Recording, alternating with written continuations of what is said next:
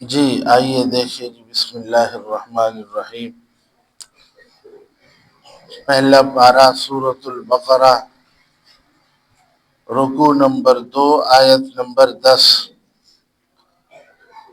پہلا پارہ سورۃ البقرہ، رکوع نمبر 2، آیت نمبر 10۔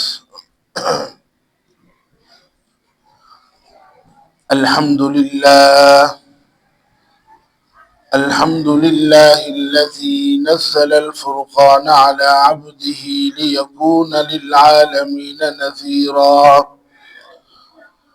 وصلى الله تعالى على رسول خير خلقه محمد وعلى آله وأصحابه أجمعين. أما بعد، فأعوذ بالله من الشيطان الرجيم. بسم الله الرحمن الرحيم. في قلوبهم مرض فزادهم الله مرضا ولهم عذاب أليم بما كانوا يكذبون. صدق الله العظيم. فی قلوبہم مرض، ان کے دلوں میں مرض ہے۔ فی قلوبہم مرض، ان کے دل بیمار ہیں، بیمار دل ہے یہ منافق۔ فزادہم اللہ مرضا، پس بڑھا دی ان کی بیماری کو اللہ نے۔ وَلَهُمْ عَذَابٌ عَلِيمٌ، اور ان منافقوں کے لیے دردناک عذاب ہے۔ بما کانوا یکذبون، کیونکہ وہ جھوٹ بولتے تھے۔ فی قلوبہم مرض، ان کے دل بیمار ہیں، پس بڑھا دی ان کی بیماری کو اللہ نے۔ وَلَهُمْ عَذَابٌ عَلِيمٌ، اور ان کے لیے دردناک عذاب ہے۔ بما کانوا یکذبون، کیونکہ وہ جھوٹ بولتے ہیں۔ زیر درس آیت مبارکہ کا مضمون، موضوع، عنوان، منافقوں کے بگاڑ کی وجہ ہارٹ پیشنٹ ہے۔ منافقوں کے بگاڑ کی اصل وجہ ہارٹ پیشنٹ۔ فی قلوبہم مرض کا انگریزی میں ترجمہ ہارٹ پیشنٹ بنتا ہے، دل کا مریض، دل کے بیمار۔ زیر درس آیت کا پچھلی آیتوں سے تعلق، ربط، مناسبت، پیچھے دو آیاتوں میں، آیت نمبر 8 اور 9 میں، یعنی یہ دوسرا رکوع جس میں 13 آیاتیں ہیں، ان میں اعتقادی منافقین کی بری خصلتیں اور ان کی بری عادتوں کا بیان ہے۔ جیسا کہ پچھلی آیاتوں میں پڑھا تھا، پہلی آیت میں، آیت نمبر 8 میں، جھوٹ بولنے کی بیماری۔ وہ کہتے ہیں ہم اللہ پر اور آخرت پر کیا لائیں؟ ایمان۔ تو اللہ پاک فرماتے ہیں وَمَا هُمْ بِمُؤْمِنِينَ، یہ جھوٹ بول رہے ہیں، ایمان لانے والے یہ نہیں ہے۔ جھوٹ بولنے کی بیماری۔ اور دوسری خصلت، یخادعون اللہ والذین آمنوا، یہ اللہ کے رسول کو اور مسلمانوں کو دھوکہ دیتے ہیں۔ تو جھوٹ بولنا، دھوکہ دہی، یہ دو خصلتیں۔ اور آیت نمبر 10 سے آگے اور بھی کئی خصلتیں آ رہی ہیں۔ اور آج کے درس میں اللہ جل جلالہ امن والہ یہ بتا رہے ہیں کہ ان کی بری خصلتوں اور عادتوں کی اصل وجہ کیا ہے، یہ ان میں بگاڑ کیوں آیا۔ تو مختصر سا جواب اللہ پاک ارشاد فرما رہے فی قلوبہم مرض، یہ ہارٹ پیشنٹ ہیں، ان کے دل کیا ہے؟ بولے ان کے دل کیا ہے؟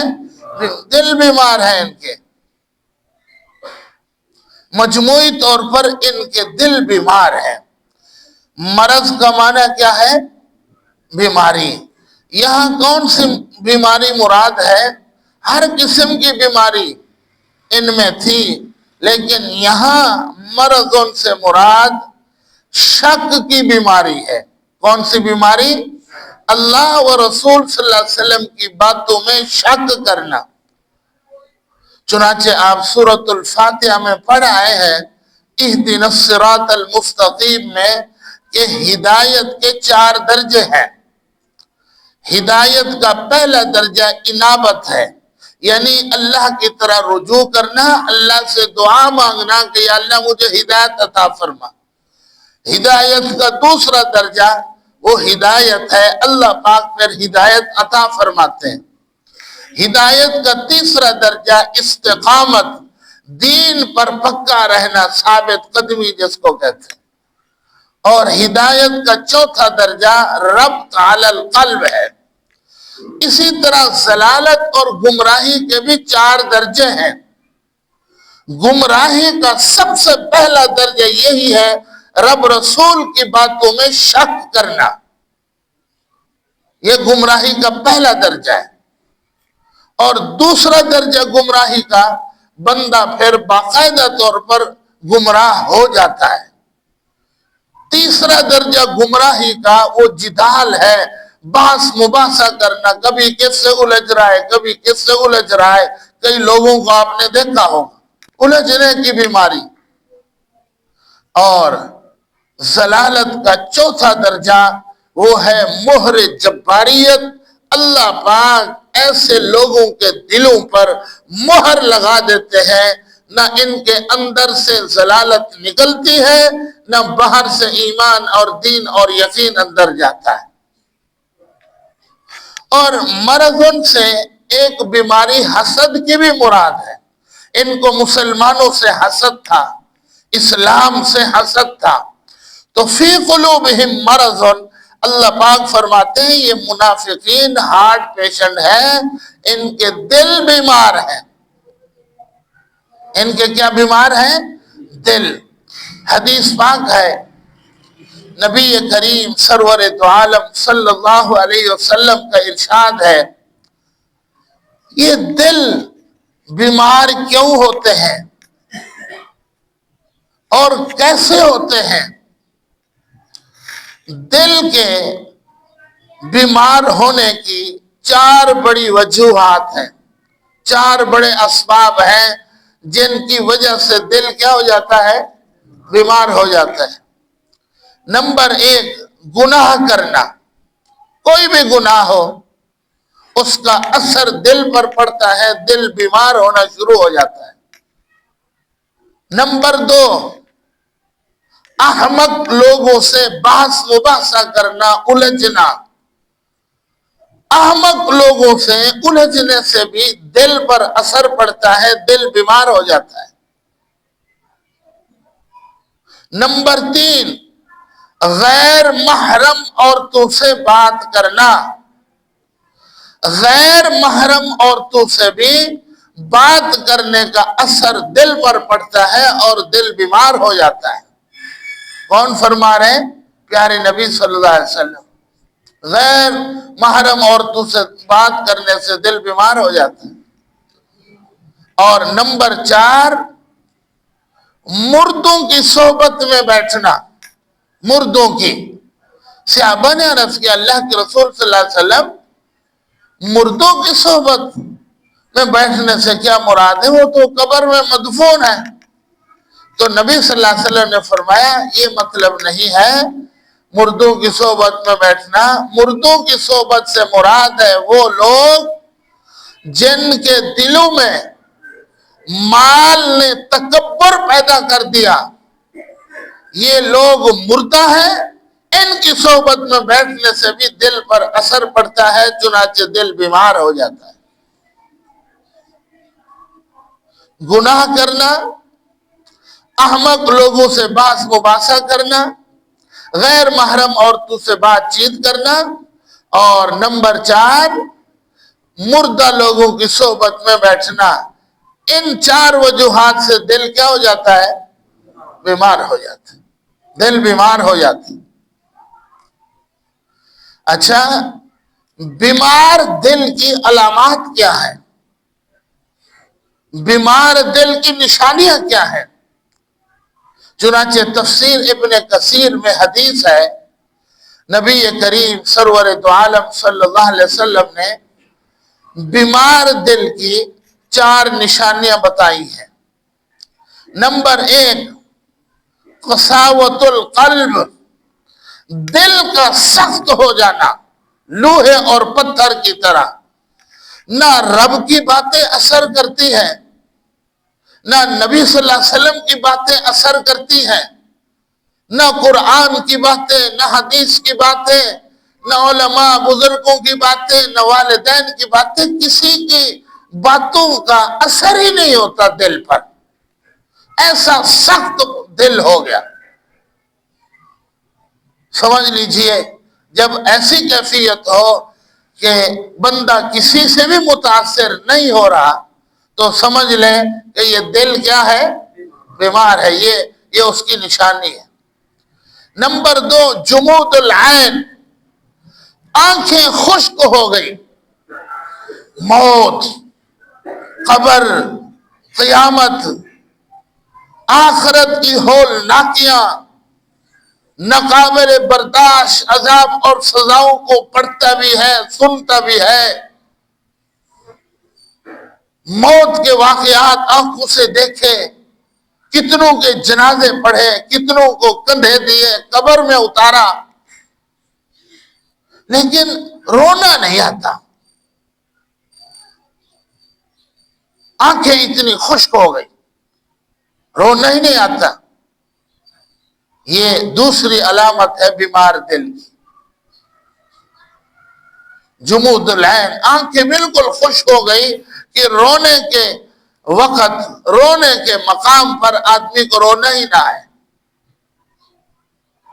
تیسری نشانی، حرص علی المال، مال کے بارے میں حریص ہو جانا، اور آ جائے اور آ جائے، ادھر سے بھی ہے ادھر سے بھی ہے، حلال حرام، جائز نہ جائز، پاک نہ پاک کی کوئی تمیز نہیں ہے، بس مال آنا چاہیے۔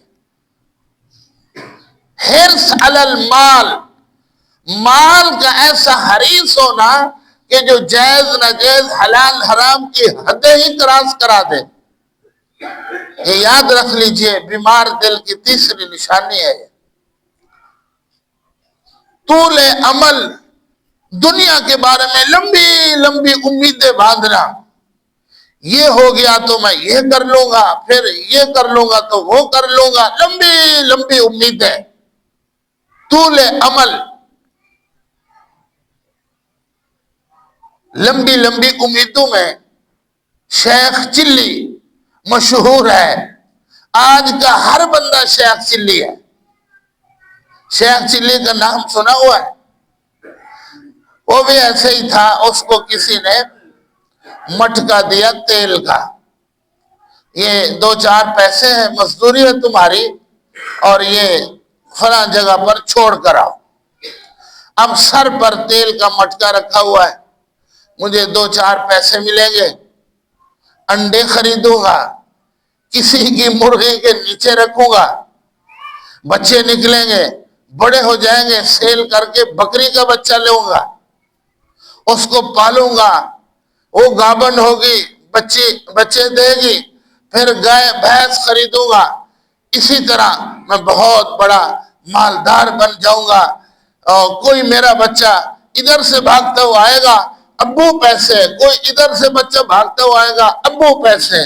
اس بیچارے کو یاد نہیں رہا کہ سر پر مٹکا رکھا ہوا ہے، اس کو پکڑ کے رکھنا ہے، اور ادھر ہاتھ کیا اور ادھر ہاتھ کیا، دھڑم مٹکا نیچے گر گیا، وہ یہ تیل تھا سارا ہی گر گیا۔ اب مالک ناراض، اس نے کہا جناب آپ کا تو تھوڑا سا نقصان ہوا ہے، تیل ہی ضائع ہو گیا نا، میرا تو فیوچر ہی سارا برباد ہو گیا، آپ کو تو تیل کا مسئلہ ہے۔ اس کو کہتے ہیں طول عمل، شیخ چلی بننا۔ آج کا ہر بندے کی دنیا کے بارے میں یہی سوچ ہے۔ یہ 4 نشانیاں ہیں، دل کا سخت ہونا، آنکھوں کا خشک ہو جانا، دنیا کے بارے میں لمبی لمبی امیدیں باندھنا اور دنیا کا حریص اور لالچی بن جانا، یہ بیمار دل کی کیا ہے؟ 4 نشانیاں ہیں۔ اب بیمار کا علاج بھی چاہیے، کیا چاہیے؟ علاج۔ چنانچہ بخاری اور مسلم کی حدیث ہے، حضرت نعمان بن بشیر رضی اللہ تعالی عنہ، حضرت مشکات شریف کی حدیث ہے، حضرت عبداللہ ابن عمر رضی اللہ تعالی عنہ فرماتے ہیں، نبی صلی اللہ علیہ وسلم نے فرمایا لِكُلِّ شَيْءٍ سِقَالَةٌ وَسِقَالَةِ الْقُلُوبِ ذِكْرُ اللَّهِ، ہر چیز کا زنگ، میل، کچیل اتارنے کے لیے کوئی نہ کوئی چیز ہوتی ہے، جیسے مختلف کیمیکل ہے یا پاؤڈر ہے یا مختلف قسم کے رغمال ہے، زنگ اتارا جاتا ہے اس سے۔ دلوں کا جو زنگ ہے، میل ہے، اس کو اتارنے والی چیز وہ اللہ کا ذکر ہے، وہ اللہ کا کیا ہے؟ ذکر۔ اس سے دل کی بیماریاں دور ہوں گی۔ اور مشکات شریف کی دوسری حدیث ہے، وہ بھی حضرت عبداللہ ابن عمر رضی اللہ تعالی عنہ سے روایت ہے، نبی صلی اللہ علیہ وسلم نے ارشاد فرمایا ان هذه القلوب تصدع كما يصدع الحديد اذا اصابه الماء قيل يا رسول الله وما جلاؤها قال كثرة ذكر الموت وتلاوة القرآن۔ پیارے نبی صلی اللہ علیہ وسلم نے فرمایا جیسے لوہے پر پانی گرے تو زنگ آلود ہو جاتا ہے، ایسے ہی گناہ کرنے سے دل بھی کیا ہو جاتے ہیں؟ زنگ آلود ہو جاتے ہیں۔ صحابہ نے پوچھا اللہ کے رسول صلی اللہ علیہ وسلم، وہ دلوں کا زنگ، میل کچیل کیسے اترے گا؟ تو پیارے نبی نے فرمایا کثرت سے موت کو یاد کرنے سے اور کثرت سے قرآن پاک کی تلاوت سے دلوں کا زنگ، دلوں کا میل اور کچیل اتر جاتا ہے۔ سمجھ رہے؟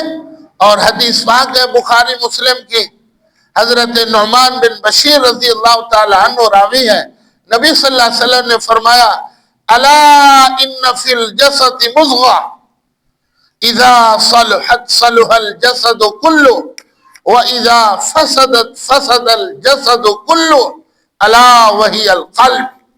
میرے امتیوں خبردار سنو، جسم میں ایک لوتھڑا ہے، اگر وہ صحیح ہو جائے سارا بدن صحیح ہو جاتا ہے، اگر وہی ایک لوتھڑا خراب ہو جائے تو سارے بدن کا نظام خراب ہو جاتا ہے۔ اور وہ لوتھڑا کون سا ہے؟ الا وہی القلب، وہ دل ہے، دل۔ وہ کیا چیز ہے؟ دل۔ اور یہی وجہ اللہ پاک منافقوں کے بارے میں فرما رہے ہیں، یہ ہارٹ پیشنٹ ہے، ان کے دل بیمار ہیں۔ چنانچہ کسی اللہ والے کا شعر بھی ہے، دل کے بگاڑ ہی سے بگڑتا ہے آدمی، دل کے بگاڑ ہی سے بگڑتا ہے آدمی، جس نے اسے سنوار لیا اس نے اپنے آپ کو سنوار لیا۔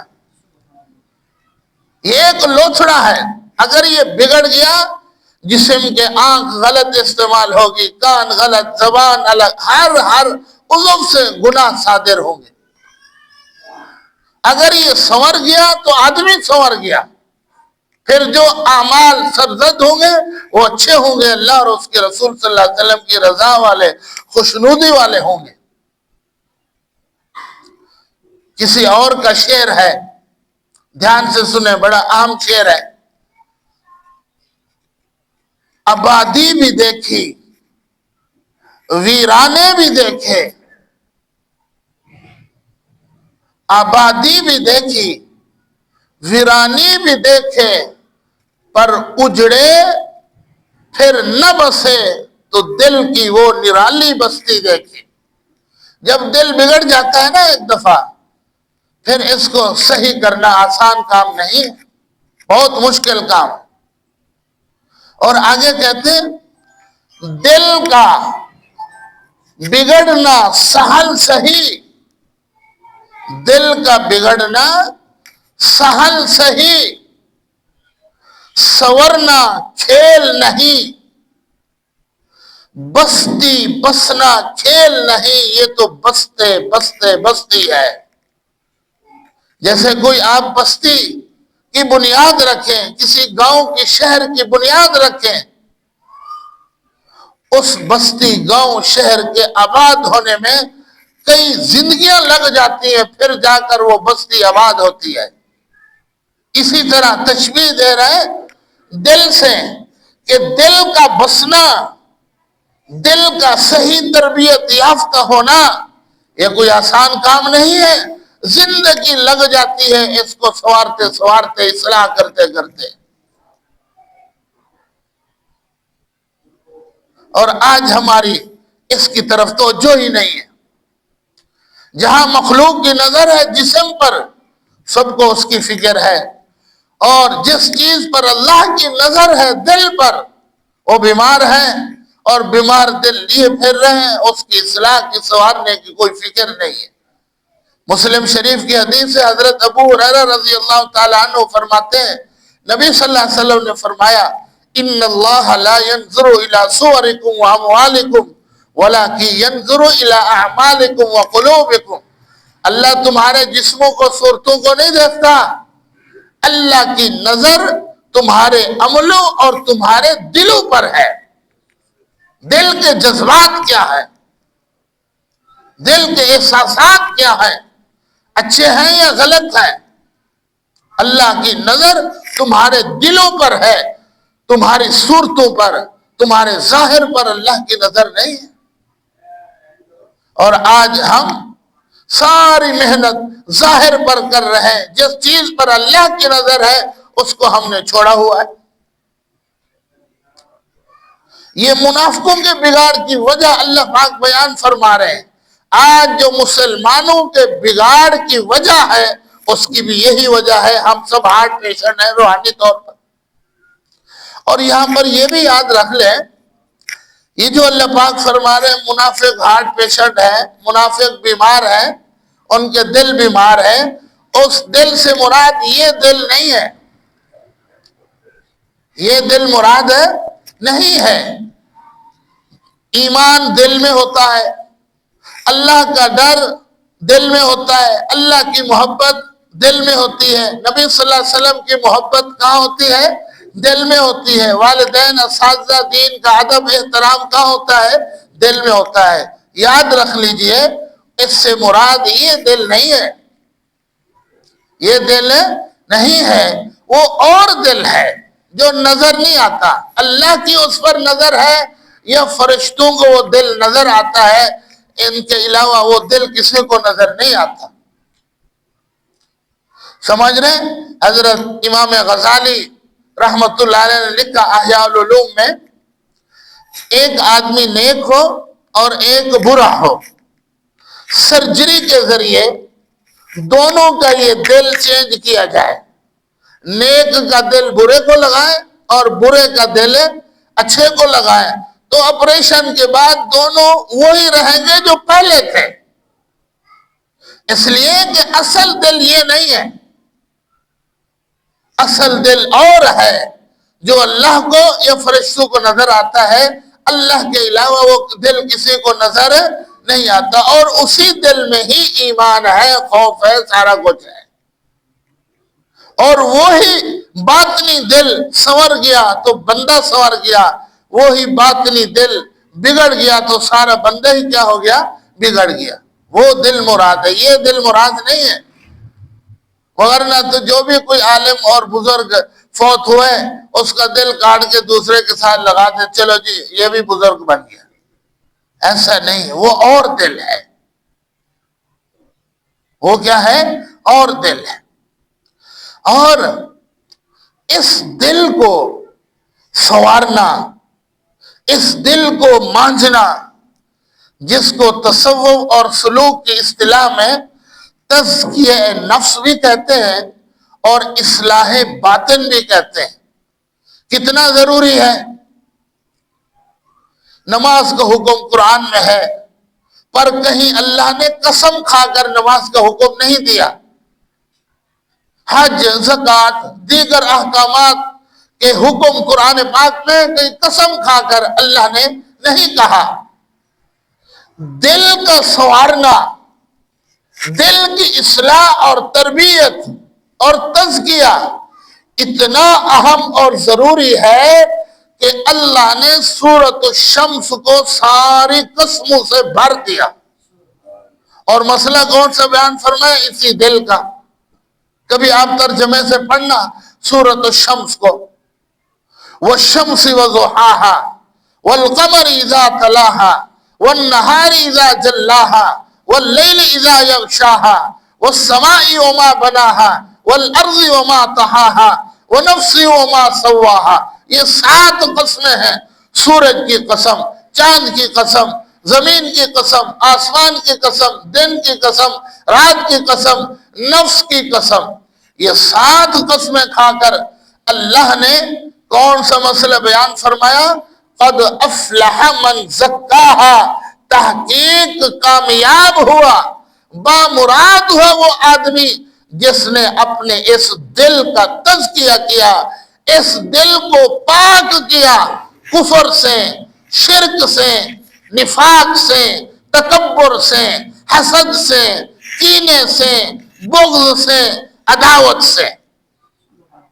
وَقَدْ خَابَ مَنْ دَسَّاهَا، تحقیق ناکام، نامراد، خائب، خاسر، تباہ اور برباد ہوا وہ آدمی جس نے اپنے اس دل کو خاک آلود گناہوں میں ڈبو دیا، تربیت اور اصلاح نہیں کی۔ 7 قسمیں کھا کر اللہ پاک یہ دل کا مسئلہ بیان فرما رہے ہیں۔ نماز، روزے، حج، زکوٰۃ کے لیے کوئی قسم نہیں ہے۔ دل کی اصلاح اور تربیت اتنی اہم اور ضروری ہے کہ یہ سنور گیا تو آدمی سنور گیا، یہ بگڑ گیا تو آدمی بگڑ گیا۔ قرآن پاک اتر رہا ہے، رحمت للعالمین، شفیع المذنبین، حضرت محمد الرسول اللہ صلی اللہ علیہ وسلم کا دیدار کر رہے ہیں، ان کی زبان مبارک سے تبلیغ کو اپنے کانوں سے سن رہے ہیں یہ منافق۔ اس سے کوئی بہتر زمانہ، بہتر نسبت کوئی اور ہو سکتی ہے؟ نزول قرآن کا زمانہ اللہ کے نبی کا زمانہ ہے، لیکن چونکہ ان کے دل بیمار تھے، نہ قرآن کا فائدہ ہوا، نہ نبی پاک صلی اللہ علیہ وسلم سے انہوں نے فائدہ حاصل کیا۔ ان کے دل بیمار تھے، اور دل کی اصلاح کتنی ضروری ہے میں نے سورۃ الشمس آپ کو مختصر سنا دی۔ 7 قسمیں کھا کر اللہ پاک بیان فرما رہے دل کی اصلاح کتنی ضروری ہے۔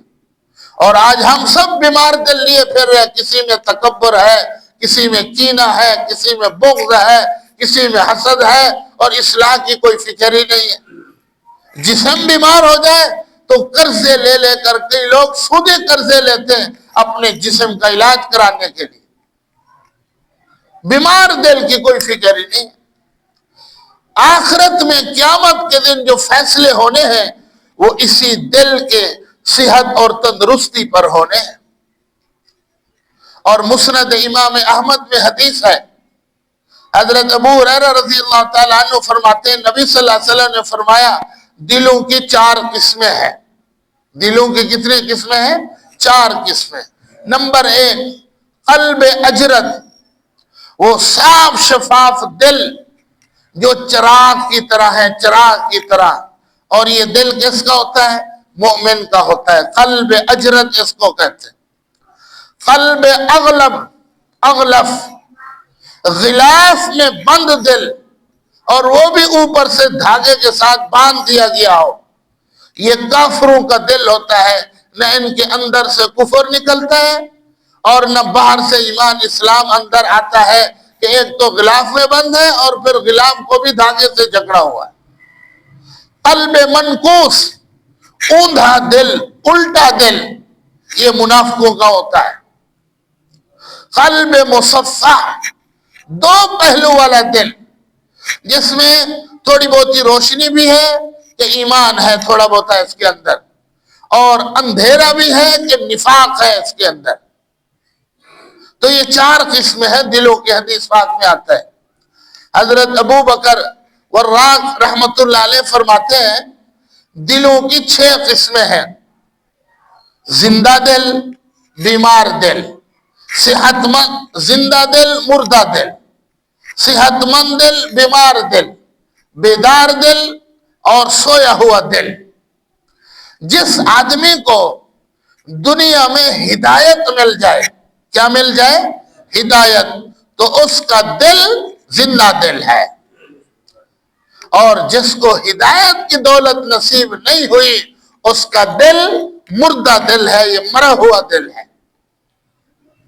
اور جس بندے کو صفائی اور طہارت نصیب ہو گئی اس کا دل صحت مند تندرست دل ہے، اور جس کو صفائی طہارت کی نعمت نصیب نہیں ہوئی اس کا دل بیمار دل ہے۔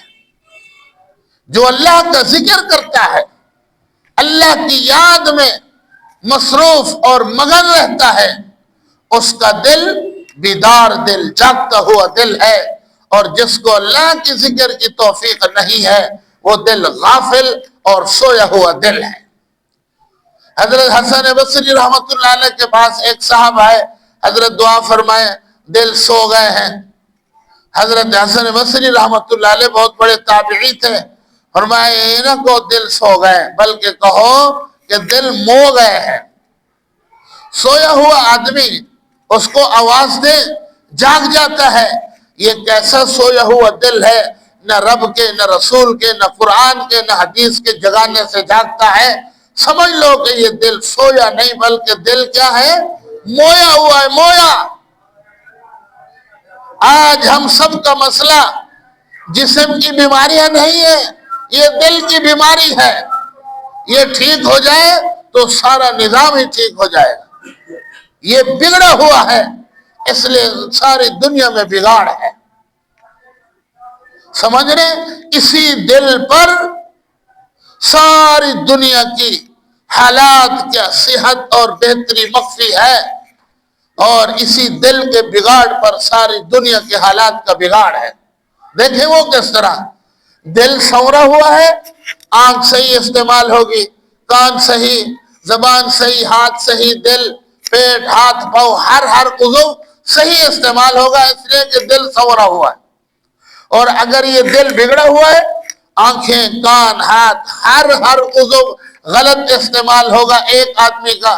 اگر 2 اسی طرح ہو جائے، 3 اسی طرح ہو جائے، 4 اسی طرح ہو جائے تو ساری دنیا کا نظام بگڑ جائے۔ تو دل کی اصلاح اور دل کی تربیت بہت ضروری ہے، اور جب بندہ اپنے دل کی اصلاح اور تربیت کر لیتا ہے نا، حدیث پاک میں آتا ہے کہ اللہ کہیں نہیں سماتے، اگر سماتے ہیں تو مومن کے قلب اجرد میں سماتے ہیں۔ یہ مومن کا دل عرش الرحمن بن جاتا ہے تزکیے اور تربیت اور سنوارنے کے بعد۔ اس مومن کا کیا مقام ہوگا جس کا اللہ اس کے دل میں رہتا ہو، جس کا دل عرش الرحمن ہو، اس کا کیا مقام ہوگا۔ یہ عرش الرحمن بن جاتے ہیں، اتنا مقام اللہ پاک عطا فرماتے ہیں، لیکن تربیت اور اصلاح کے بعد۔ یہ جسم بیمار ہو جائے تو ہم کہاں سے علاج کراتے ہیں؟ بولے ڈاکٹر سے، ہومیوپیتھک کا ہو، ایلوپیتھک کا ہو اور طب یونانی ہو، یہ سارے جسم کے علاج معالجے کی مختلف صورتیں ہیں۔ سمجھ رہے ہیں نا؟ تو اللہ پاک فرما رہے منافقوں کے دل بیمار ہیں، اور اللہ کے نبی نے فرمایا دل بگڑ گیا سب کچھ بگڑ گیا، دل بن گیا تو سب کچھ بن گیا۔ اب دل بیمار ہے، کہاں سے علاج ہوگا؟ نیو اسپتال سے، جرنل سے، کہاں سے ہوگا؟ جیسے اللہ نے جسم کے معالج بنائے ہیں، قیامت تک رہیں گے جسم کے معالج، ڈاکٹر بھی، حکیم بھی، اور اسی طرح اللہ نے دل کے بیماریوں کے معالج بھی پیدا کیے ہیں. مشائخ، اولیاء اللہ، بزرگان دین، جنہوں نے باقاعدہ طور پر کسی سے اپنا علاج معالجہ کرا کے دل کو سنوارا ہو، پھر وہ سند اور ڈگری دیتے ہیں. جیسے میٹرک کی سند ملتی ہے، حفظ کی سند ملتی ہے، اسی طرح روحانی سلسلے کی بھی سند ہوتی ہے. اب آپ جاؤ بیٹھو، لوگوں کی تربیت کرو، اصلاح کرو. دل صحیح ہوگا جو اس کے معالج ہیں ان کے پاس جانے سے. اچھا، ہمارے معاشرے میں ایک یہ بھی عجیب بات ہے، جسم بیمار ہو گیا نا، اب اس جسم کو لے جاؤ اس کے معالج کے پاس تو ٹھیک ہے، کوئی مسئلہ نہیں. اور یہ بیمار دل ہے، اور اس بیمار دل کی علاج کرانا ہے کسی شیخ سے، مرشد سے. اور جی یہ بدعت ہے، یہ شرک ہے. جسم کے بیمار کو ڈاکٹر کے پاس لے گئے، وہاں شرک اور بدعت نظر نہیں آئی.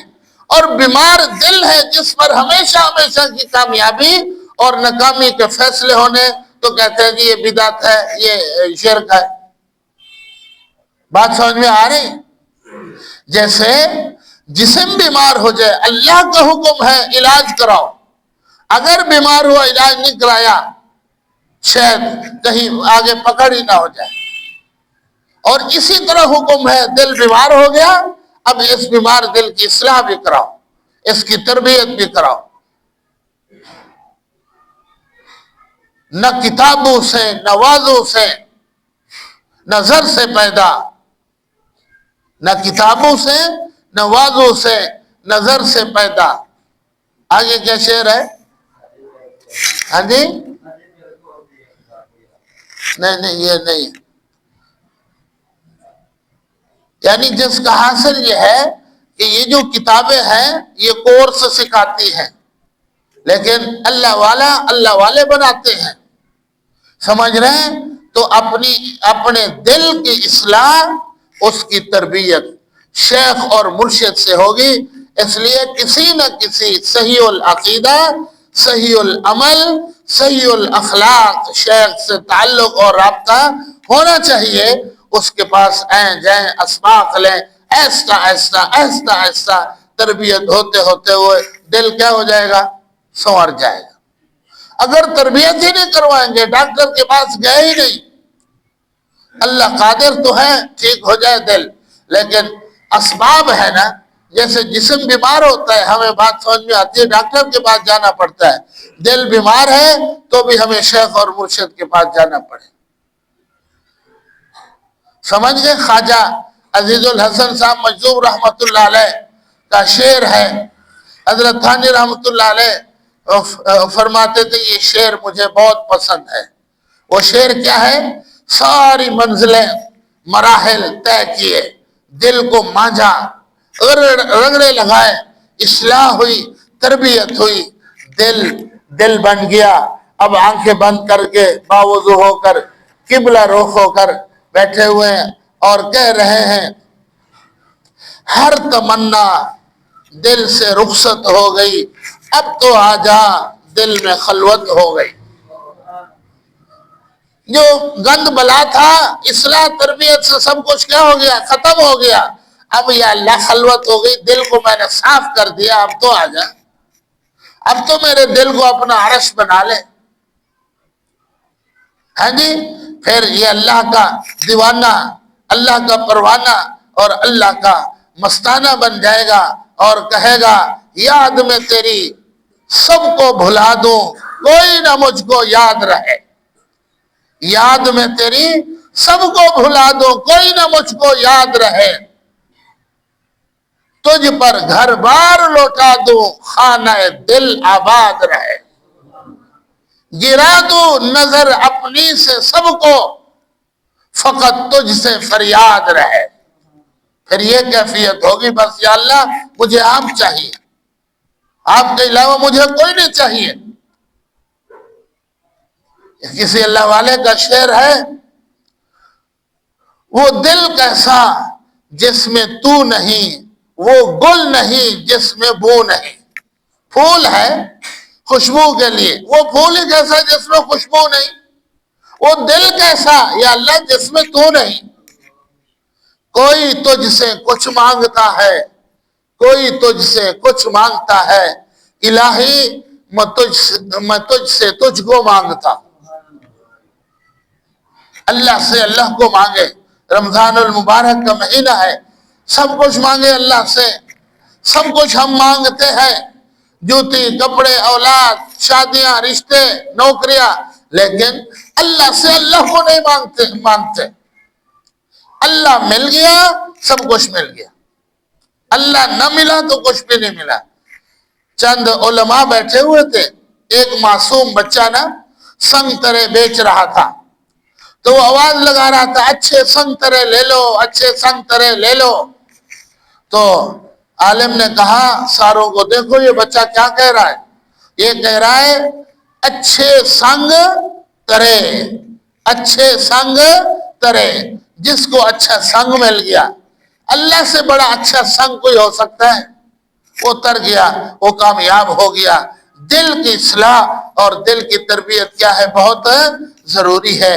میں نے سمجھانے کی کوشش کی اور دل کی اصلاح کی اہمیت پر بھی بات ہوئی. اللہ پاک ہم سب کے بیمار دلوں کی، ہاں جی، آج جو ہمارے مسائل ہیں دینی روحانی، اس کی وجہ کیا ہے؟ ہمارے دل کیا ہے؟ بیمار ہے. اور یہی منافقوں کے بگاڑ کی وجہ ہے. فزادہم اللہ مرضا. اللہ پاک فرماتے ہیں اللہ نے ان کی بیماری کو اور بڑھا دی. ان منافقوں کے دل میں مسلمانوں کا بھی حسد تھا اور اسلام کا بھی کیا تھا؟ حسد تھا. مسلمانوں کو ترقی ملتی گئی، عروج ملتا گیا، اسلام کو ترقی ملتی گئی، ان کا حسد بھی ساتھ ساتھ بڑھتا گیا. اس کو مثال سے یوں سمجھیے، کسی مسلمان بھائی کی ایک فیکٹری ہو، اس پر کسی کو حسد ہو، اور اللہ پاک اس فیکٹری والے کو ایک اور فیکٹری دے دے، تو اس کا حسد کیا ہو جائے گا؟ اور بڑھ جائے گا. تیسری فیکٹری اللہ اور بھی دے دیں تو اس کا حسد اور بڑھ جائے گا. چوتھی اور دے دیں، اس کا حسد اور بڑھ جائے گا. جیسے جیسے اس کی فیکٹریاں بڑھتی جائیں گی، اس کے حسد کی بیماری بھی ساتھ ساتھ بڑھتی جائے گی. ایسے ہی اللہ پاک فرما رہے ان میں اسلام اور مسلمانوں کا حسد بھرا ہوا تھا. جیسے جیسے ترقی ملتی گئی یہ آگے جاتے گئے اور ان کا حسد بھی آگے بڑھتا گیا. وَلَهُمْ عَذَابٌ عَلِيمٌ. اور ان اعتقادی منافقوں کے لیے دردناک کیا ہے؟ عذاب ہے. کیوں؟ بما کانوا یکذبون. کیونکہ وہ جھوٹ بولتے تھے. کیا کرتے تھے؟ بس آخری بات کو دھیان سے سنیں. یہ دیکھیں وہ ان کے لیے دردناک عذاب ہے. کیوں دردناک عذاب ہے؟ بما کانوا یکذبون. کیونکہ وہ دیکھیں، ایک ہے کفر، منافقوں میں تھا نا. نمبر 2 نفاق، یہ بھی منافقوں میں تھا نا. کفر اور نفاق یہ بڑے درجے کے گناہ ہیں. جھوٹ کا گناہ کفر اور نفاق کے مقابلے میں برابر درجے کا ہے یا نیچے درجے کا؟ نیچے درجے کا ہے، بہت نیچے درجے کا ہے. کفر کا گناہ، نفاق کا گناہ بہت بڑا ہے، اور اس کے مقابلے میں جو جھوٹ کا گناہ ہے وہ بہت کیا ہے؟ نیچے اور چھوٹا گناہ ہے. اللہ پاک نے کفر اور نفاق پر عذاب علیم کی سزا نہیں سنائی. جو چھوٹا گناہ تھا جھوٹ بولنا، اس پر سزا سنائی. وَلَهُمْ عَذَابٌ عَلِيمٌ بِمَا كَانُوا يَكْذِبُونَ. چونکہ یہ جھوٹ بولتے، اس لیے جھوٹ بولنے کی وجہ سے ہم ان کو سزا کون سے سناتے؟ عذاب علیم. حالانکہ ہونا یوں چاہیے تھا کہ اللہ پاک بڑے گناہ کفر اور نفاق پر عذاب علیم کی سزا سناتے، اور اللہ نے عذاب علیم کی سزا سنائی چھوٹے گناہ پر. وہ کون سا ہے؟ بات سمجھ میں آ رہی ہے؟ اس میں کیا نکتہ ہے، راز ہے؟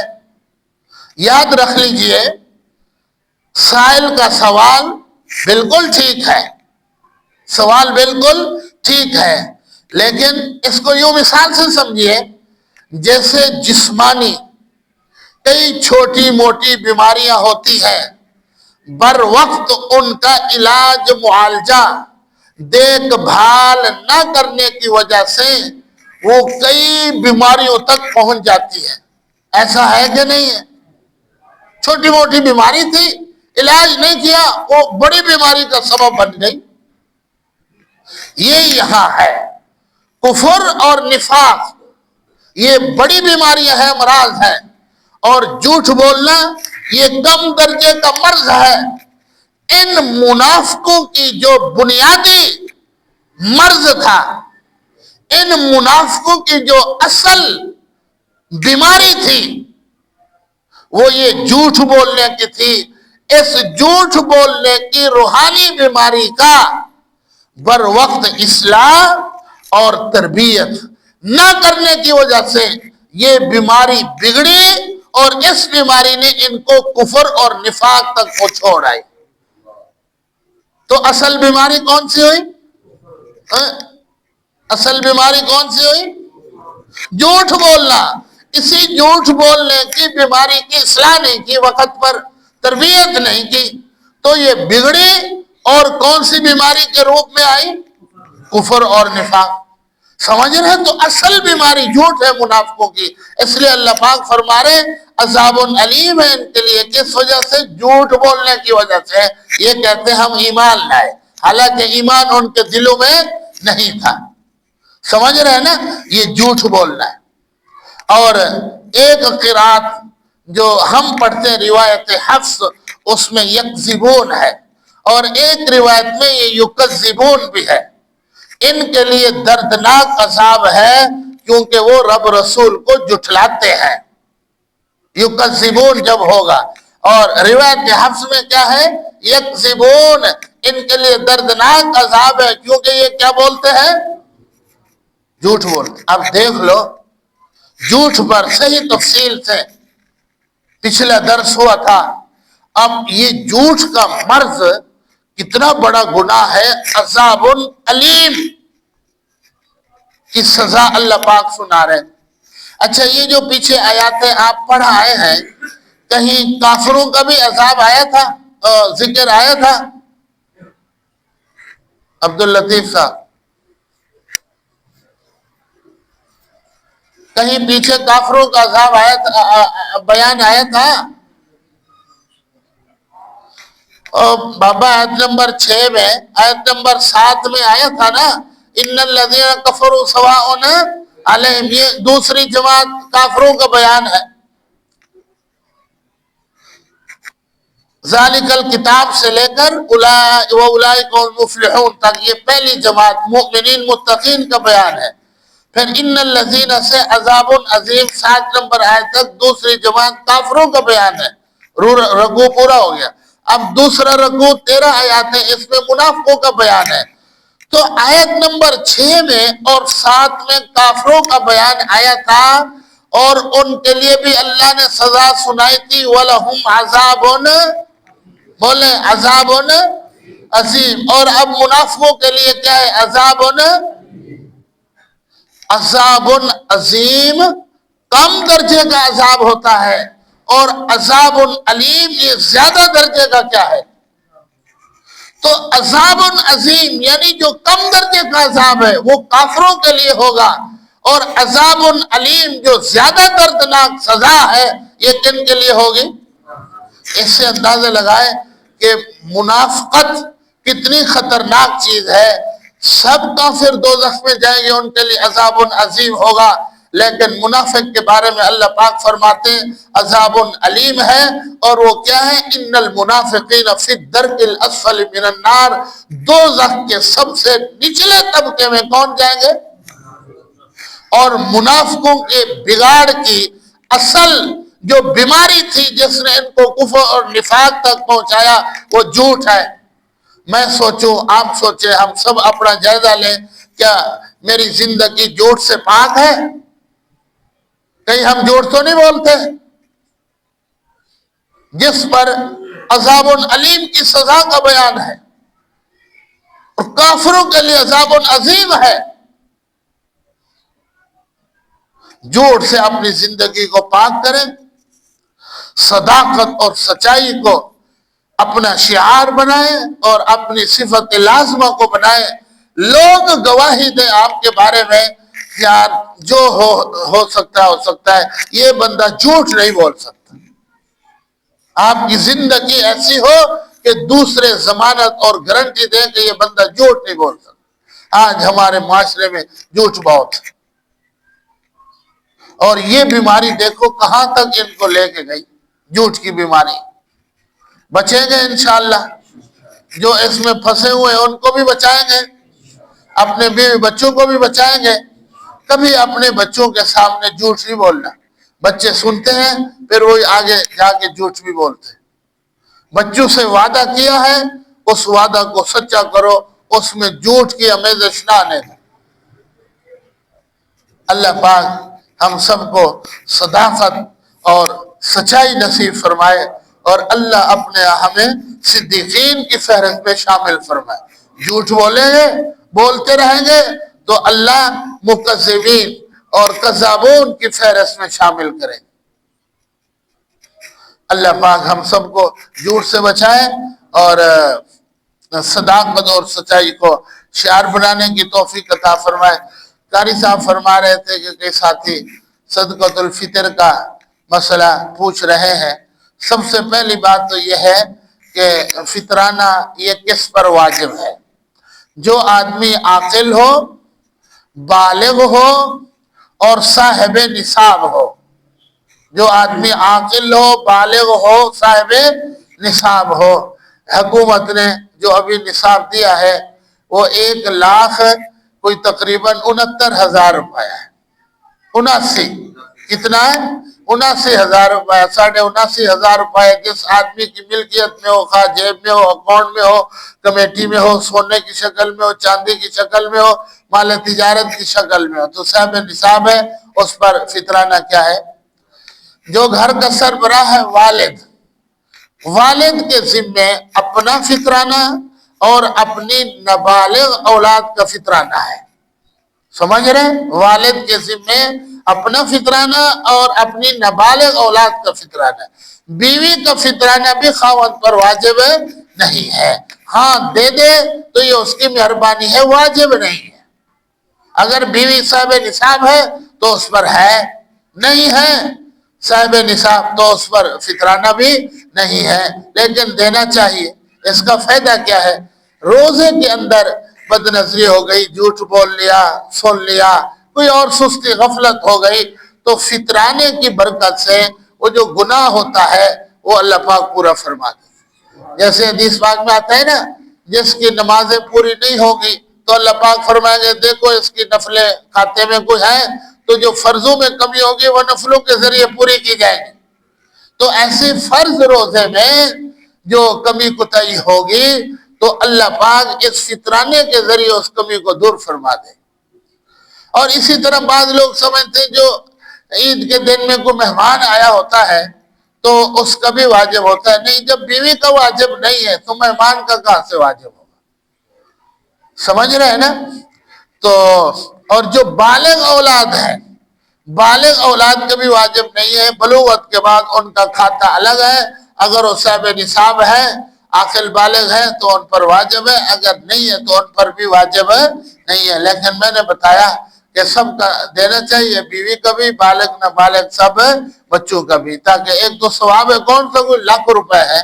اور سب سے بڑا فائدہ یہ ہے کہ جو اس میں کمی کوتاہی ہوتی ہے وہ اللہ پاک کیا فرما دیتے ہیں؟ معاف فرما دیتے ہیں۔ اب صدقہ فطر کتنا ہے اور کیا ہے، تھوڑا سا وہ بھی سن لیں۔ جامعہ اشرفیہ جہاں ہم نے پڑھا ہے انہوں نے یہ فتویٰ چھاپا ہے، وہی میں آپ کو پڑھ کر سنا رہا ہوں۔ اس میں سب سے پہلا درجہ ہے گندم کا۔ کس کا ہے؟